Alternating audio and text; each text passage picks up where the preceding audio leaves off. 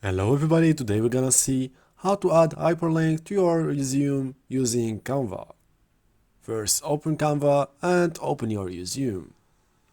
For example, here is the resume, we are going to add the hyperlink to it.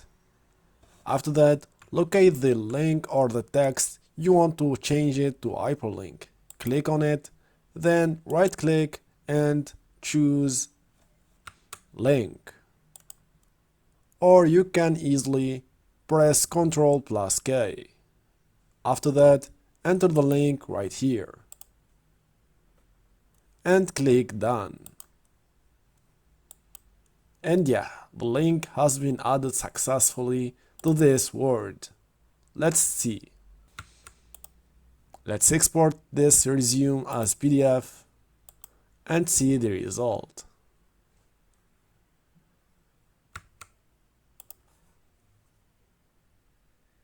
Here is the hyperlink.